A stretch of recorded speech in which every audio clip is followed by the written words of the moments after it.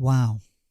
I feel incredibly lucky to have been sent that recording by a faithful listener of the podcast who happened to stumble across this brilliant extract of a young woman eating an apple in an orchard in Canterbury, 1578.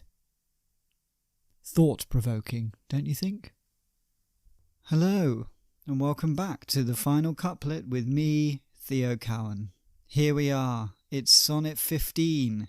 We've made it! Here's to the doubters that thought that I wouldn't get to Sonnet 15 because they knew that all of the first 15 sonnets were about the same thing, and they thought there's no way anyone would do a podcast where they break down pretty much the same sonnet again and again and again. That's like torture.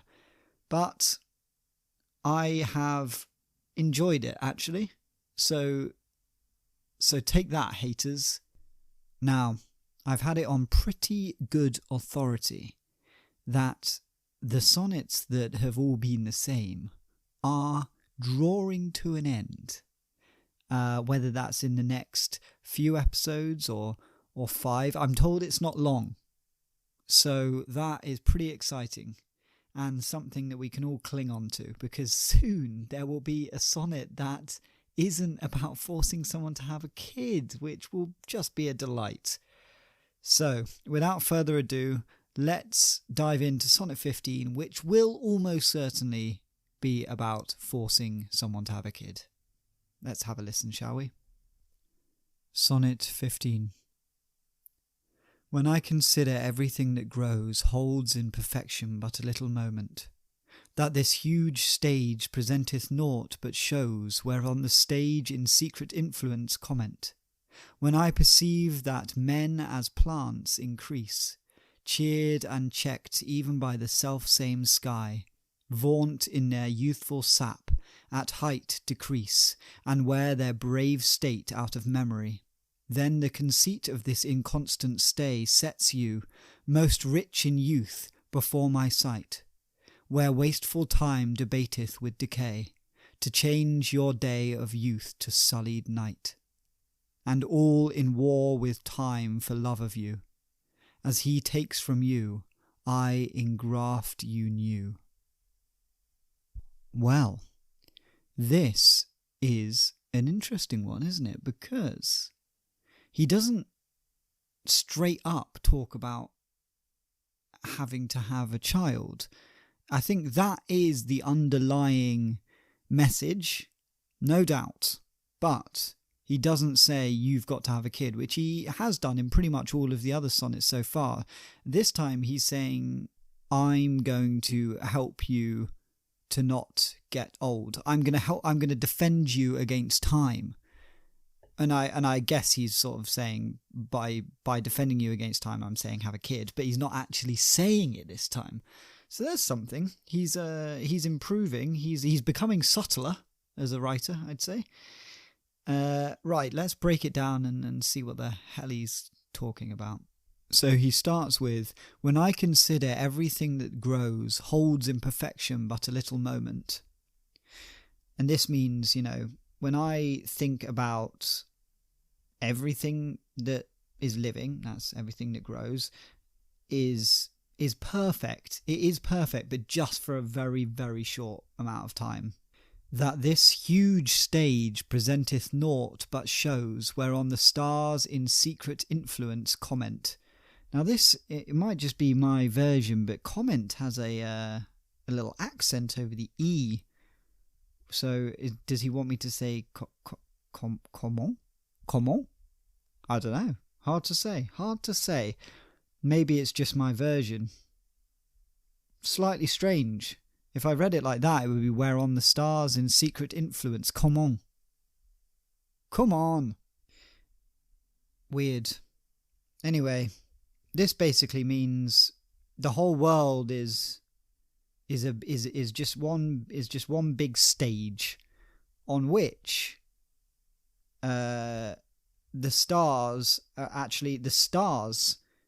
secretly have all the influence over what happens on the stage.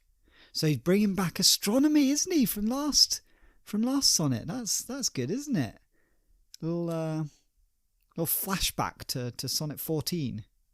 When I perceive that men as plants increase, cheered and checked even by the self-same sky.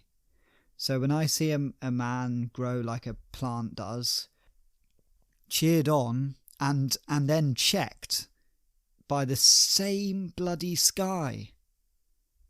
So the sky is two-faced. Vaunt in their youthful sap at height decrease, and wear their brave state out of memory.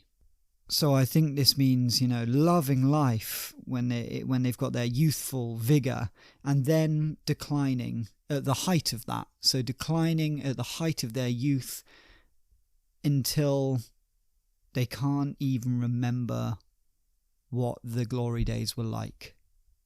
Brutal. Then the conceit of this inconstant stay sets you most rich in youth before my sight.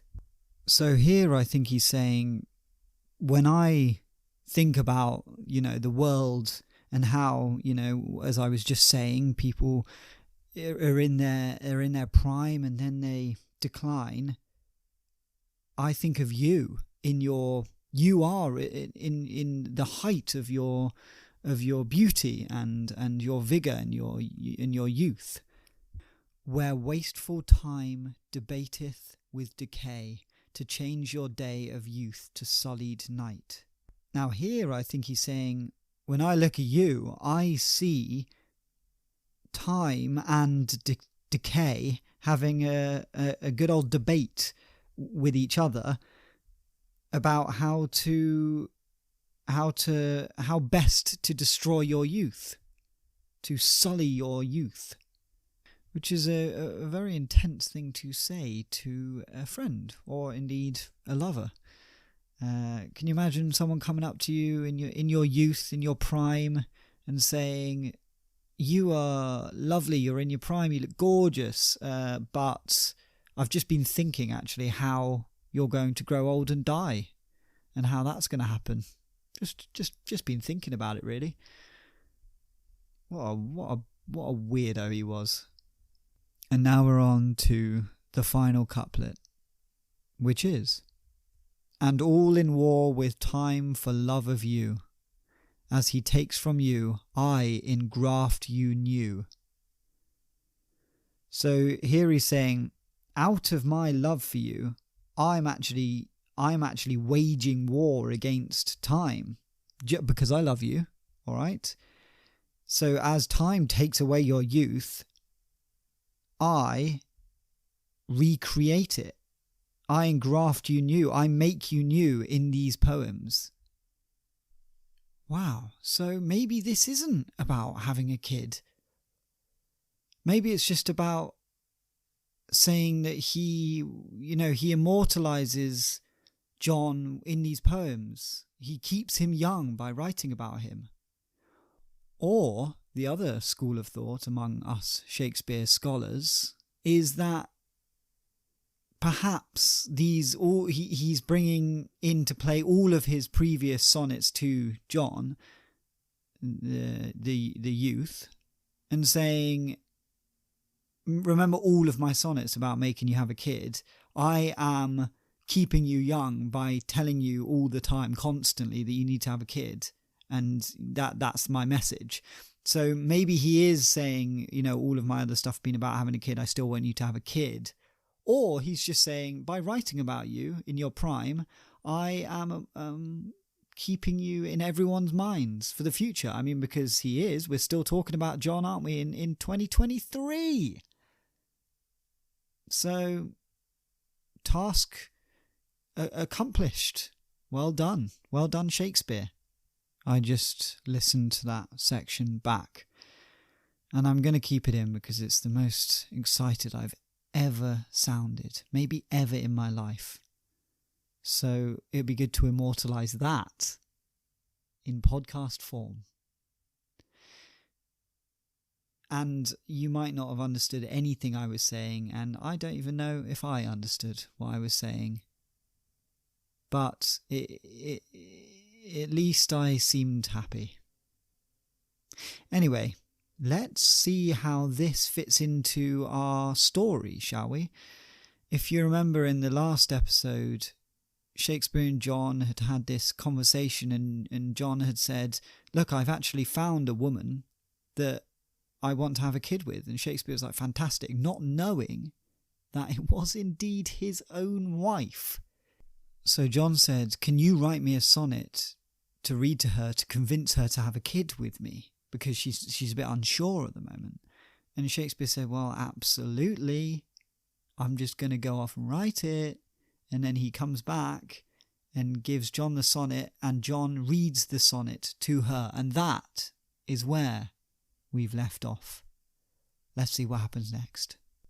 John finishes reading Sonnet 14 to Shakespeare's wife. They gaze into each other's eyes. She said, that is one of the most beautiful poems I've ever heard. It reminds me of a playwright called William Shakespeare. Do you know him? And John says, you're kidding, right? About 6 episodes ago. And she says, episodes? And he says, yeah. What? Did I say episodes? What I meant to say was about a couple of weeks ago. You said you didn't know who Shakespeare was. And she said, oh, really? Well, yes, I do remember that now. And then because you said that, I went and read a load of his work. So it all makes sense. And John goes, okay. Anyway, what did you think? And she says, well, how could I turn down such an incredible bit of art? Of course I'll have a child with you. And he said, bloody hell, the sonnet worked. And she says, of course it did. The writing was stunning. You should be a writer. And John said, no, not for me. I just build ships, that's me. A humble shipbuilder. And they laugh. And then he says, fantastic, let's set a date to have sex. And she says, okay, how's next Thursday looking for you? And he said, yep, that's fine, pretty free. I'll see you Thursday night, just come round to mine. See you there. Lots of love. Bye. And then he leaves the room. William Shakespeare's wife is grinning from ear to ear. She's going to have a baby with John. John steps out of the front door to go to work. William Shakespeare is stood on the doorstep still. And John said, what the hell are you still doing here, Shakespeare? And he said, well, I wanted to know. I needed to know how it went. Did she like the poem? Is she going to have a child with you? And John said, well, William, she is. And they high-five and jump and giggle and do little ring-a-ring-a roses around each other and laugh. Eventually, Shakespeare says, I'm so pleased for you, Bill. Oh, this is brilliant news. Now, will you be able to see me tonight? Because I feel I have a few things to say to you, to get off my chest. And John says, of course, Shakespeare. I mean, I'm having a kid. And again, they jump up and down and laugh and giggle and do ring-a-ring-a roses and high five. And Bill skips off down the street and says, I'll see you tonight, John. The night comes round. Bill has agreed to meet John at the Nag's Head. John turns up. He walks in. No one's in the Nag's Head. It's completely empty. but it's full of candles that have been lit. There are hundreds and hundreds. It's really quite beautiful. And John says, hello? And Shakespeare pops out from behind the bar and says, John, I'm so pleased you came. Please sit down. And John says, what's all this, Bill? And Shakespeare says, I wanted to have a night alone with just you, so I booked out the Nag's Head. Cost me quite a lot of money, and there was a heavy cancellation fee. So I'm very pleased you turned up. And they sit down and talk. They talk and talk for hours about everything and anything. Eventually Shakespeare says, I've written you a sonnet. And John says, oh, Shakespeare, I've told you, you don't need to write me another one about having kids. I'm having a kid. And Shakespeare says, I know, this one's a bit different. I just want to put them in some context for you, just to explain maybe why I wrote them all. And John says, okay then, of course. I'd love to listen. You're an incredible artist. And Shakespeare stands up, removes Sonnet 15 from his back pocket, and reads. Sonnet 15.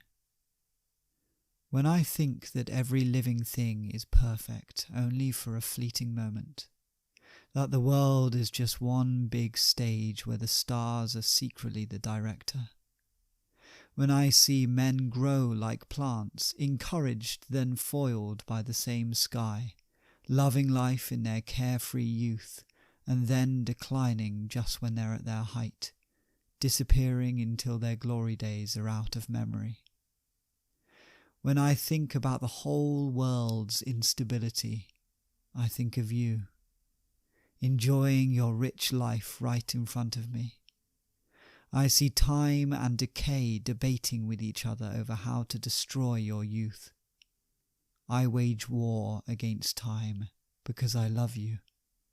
As time takes away your youth, I immortalize it in my writing. Well, well, well, a hell of an episode. Have we finally stumbled across a sonnet where Shakespeare doesn't mention someone having to have a kid? I think we might have done. Anyway, I enjoyed this one. Thanks for listening. See you next week.